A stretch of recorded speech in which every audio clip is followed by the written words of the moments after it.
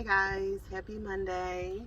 You already know what this is. We are back with another weekly affirmation breakdown. As always, this is a part of my weekly newsletter. Lighting might be a little bit off, but listen, okay, I cannot make no promises for aesthetics or anything like that. And this is really me talking to myself because I feel like I just be wanting to like really just do it all up for this, and it's just like, this is really for me.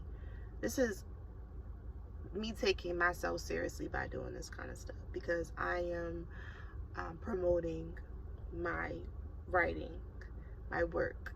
So I'm in my car. It's 6:30. It's Sunday.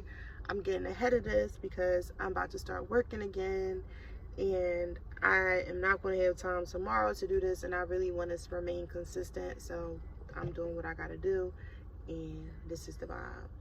So we're going to get into the affirmation of the week. So the affirmation of the week is, by nurturing my physical and emotional well-being, my kingdom expands positively. Added positively because expansion is not always a good thing. I exist in the yin yang dynamic. I exist in polarity. I'm just big on that because that's what life is. Life is polarity. What goes up must come down. You already know the rest of it. So expansion is not always a good thing. Bad things can expand, problems can expand, negative mindsets can expand, setbacks can expand. So whenever I think of expansion, whenever I'm speaking of expansion, I make sure that I add a positive attribute to it. So I want to like get into this, and I want to approach it from a biblical stance. I do believe in Jesus Christ. I believe in Christ consciousness. I am not a Christian. I do not abide by Christianity. I feel like all religions have limitations that go against my existence as a queer person, opinionated person. I think that most religions are very limiting, and they limit me and who I am, essentially not living my truth. So in the Bible, I use Psalms a lot for my personal needs and whatever, my connectivity with God, and other scriptures. So in reading the Bible and learning the Bible the way that I want to learn the Bible, there's a lot of talk in the Bible about, especially in Psalms, a lot of the Psalms are about wanting to remain in the kingdom, coming into the kingdom with offering. The goal is the kingdom. The goal is to remain in the kingdom. The goal is always to live a life that benefits the kingdom. The goal is to give thanks for the kingdom, to be in the kingdom, and ultimately live eternally in the kingdom, right? That's the goal. I feel like that's the goal across all religions, is the kingdom, and revering the kingdom. So this affirmation is inspired by kingdom on earth, because I feel like we all have an idea of what home looks and feels like. And I believe that that changes.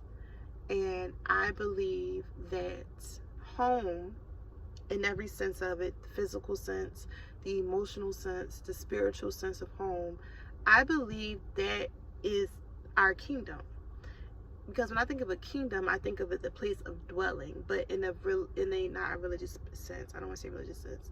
In a spiritual sense of the kingdom being this holy place, this almighty place, this place of great goodness, where everything is perfect and grand and is worth giving praise to. I feel like that's something that we are always searching for in ourselves here in this experience. Every day we're searching for that. We're searching for that sweet spot. We're searching for that safety, that security. All of that is a reflection of what's on the inside. That's a reflection of what's on the inside in our knowingness that we're trying to create this kingdom.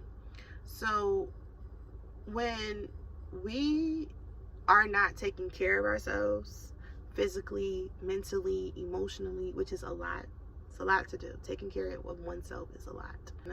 We don't have no boundaries. We're sad, we're depressed, we're heartbroken, we feel lost, we feel betrayed. You know, our bodies, you know, we symptomatic, we're not eating how we should eat, we're not exercising, all that kind of stuff.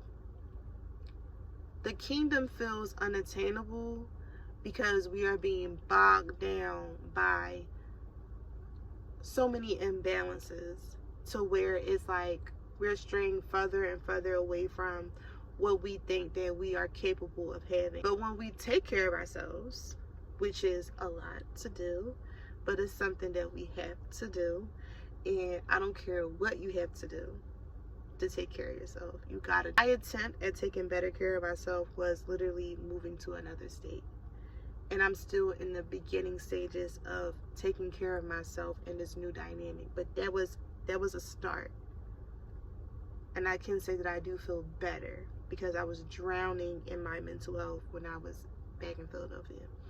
And I knew that moving to another state, whatever that state was, I knew that that would improve my health, and it has. So I use myself as an example, not to glorify my actions or myself or to say be like me, but I say that to say that taking care of yourself requires immense sacrifice, over and over and over and over and over and over again, and discipline. But the benefits of it is that when we take care of ourselves physically, let's just start with the physical. When we are taking care of ourselves physically and we're eating how we should eat, we're drinking the things we should drink, we're moving our bodies, we are being mindful in the environments that we're in.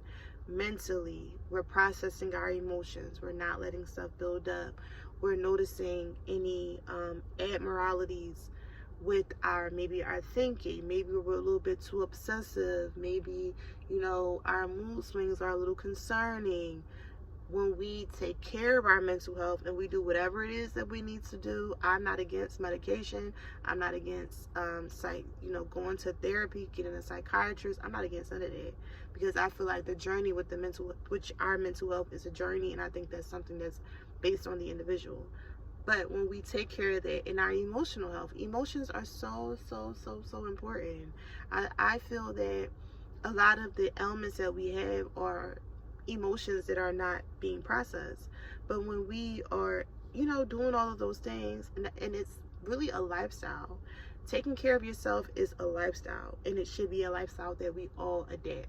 Taking care of ourselves should not be an afterthought. It should not be I'll do that when all this is done, then I'll take care of myself. No, because we don't know when our last day is. So when we do what we need to do for ourselves every single day, even if it's not to the extent that we wanted to do it, but when we know that we are taking care of ourselves, at the end of the day, we can look in the mirror, we can say, I took care of you today. Whether it was I exercised, I ate 3 meals a day, I took my medication on time, I blocked that person, I didn't argue, or I set a boundary, or I quit, or whatever it is. When we do that consistently,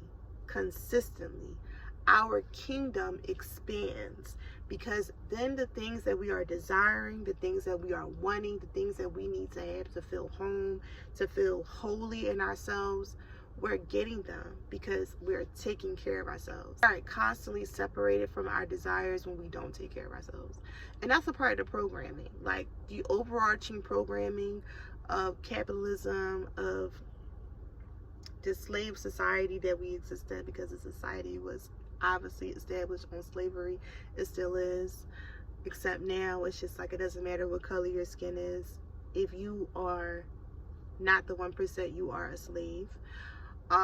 This society was created for us to always be separated from the kingdom, for us to be detached from ourselves, and to be detached from our ability to take care of ourselves.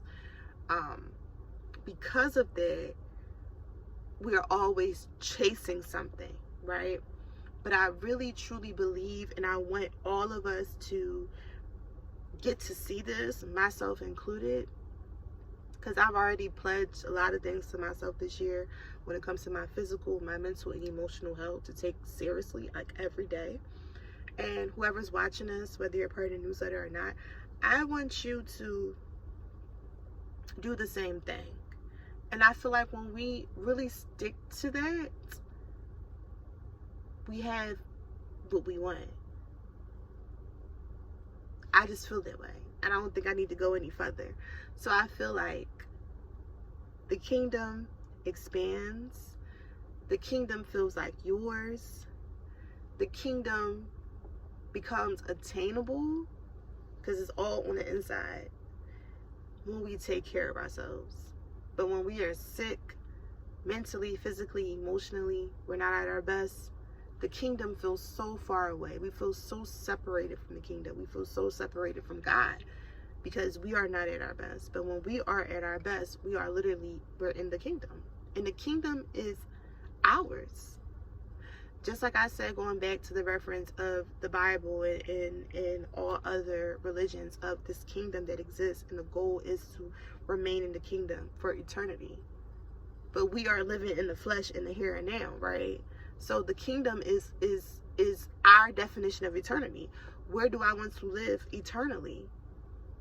That's not something for, I'll say this, I don't know what your relationship is with God or whoever you pray to, whatever systems you believe in, but I feel as though that this is my life. This is my life. Everything cannot always be in my control because I cannot control everything, but at the end of the day, it's my life.